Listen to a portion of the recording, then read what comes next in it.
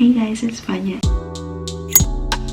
In today's video, I am going to be talking about how I found my lost love of reading books, how I get over my reading slump. So this is Late Night Talking episode 2. Hope you enjoy it. A little backstory.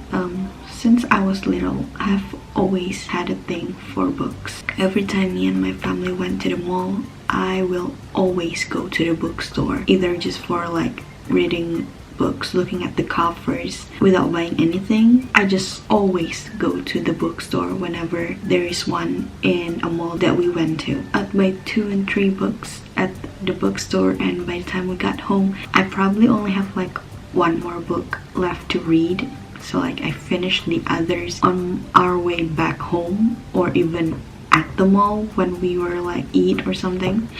And at home we even have a little library where there is lots of books. As a little kid, I read a wide range of books, from like classic like Hamlet. I remember I got like a Hamlet book as a gift. I also read kids fiction. I would collect a bunch of kids fiction, and it's all in my native language, which is Indonesian. And then when I went to middle school, so moving on from elementary to middle school, I found an English children book titled Big Nate at my school's library, and it was so interesting for me. So I started reading English books from there. I started reading Dork Diaries, and there is like one more like children book series, but I forgot what's the name.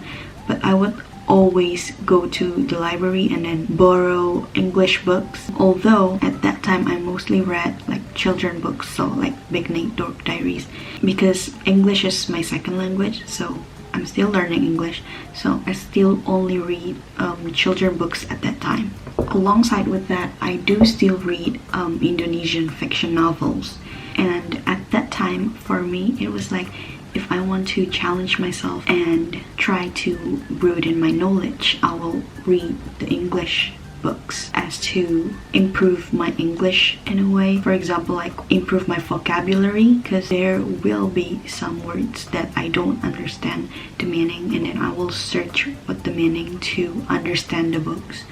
So it was one of my favorite ways to learn English at that time, because my English was limited. It still is, but I figure I improved over the years. But at the end of the day, English is not my first language, so I still struggle. And then I finished middle school, and I don't know why it suddenly all crumbled in high school. All I think about in high school was to do well academically, and by then I started to fall out of love with reading. I started to like watching movies and TV shows and K-dramas more than reading books. And that time in high school, I always push myself to read more books, and I buy new books, but at the end of the day I read none. This was like 4 years ago. Yep. And then the pandemic hits in 2020, March I believe, in Indonesia, where everything went into lockdown and everything was closed. I moved back to my hometown as school was online, because for all of you that do not know, I moved school from middle school to high school, and it was out of my hometown. I went to a high school outside of my hometown, and I live alone while I'm in high school. So because of the lockdown, I decided to move back to my hometown as school was online. And at that time, school was, I think it only lasted until like 1 p.m. So I was bored, and then I stumbled across a book, which is The Girl Who Could Fly. It's like one of the book that I have bought, but I haven't read since I bought it, because as I said earlier, I don't know why, my love of books is suddenly gone. I was like in a reading slump. And then when I saw that book and I start opening the page, I finished it in like a day, I think. At that time I suddenly realized that, wait, I love reading books. It's like the moment where I realized that, what the heck am I been doing? Like, this is one of things that brings me joy, and I have not been doing this for 2-3 years, as I think it was like my second year of high school. However, because that's 2020, at the end of the year, that was the only book that I read. I know, I thought I found my love of reading books back by reading that book, but Nope, turns out that's the only book that I read that year. And I didn't read any other books. If you ask me why, to be really honest with you, don't know. I don't really know why I didn't start reading another book. Might probably be because I was going into my 3rd year of high school, and in Indonesia, 3rd year of high school is the final year of high school, where we are supposed to be focused on like entering university and stuff. So we need to study a lot more. That probably is the reason. So yeah, 2020 ended. I only read one book, only The Girl Who Could Fly. It was good. And then the next year, which is 2021, meaning last year, I read around 8 books. I know that's a huge jump from the previous year. It's like I went from only reading 1 book to reading 8 books suddenly. And that was a really huge achievement, I would say, because I think in 2021, which is last year, I started to watch a lot of personal development videos, which leads me to read a lot of books in the self-help genre. So that's probably why. And then the pivotal year was this year, 2022. I made a resolution at the beginning of the year to at least read 5 books by the end of the year. And so far, I have read 11, which is more than double of my goal this year. I set the goal as 5 because last year in 2021 I made a resolution to read 15 books, but I only read 8. So this year I decided to make a more realistic goal, so that's why I set it below last year. So I set it only 5 books by the end of the year. Surprise, surprise, I already read 11 books, and I'm so proud of myself for that. I have exceeded my goal, and it gives me like pure happiness to finally check the box.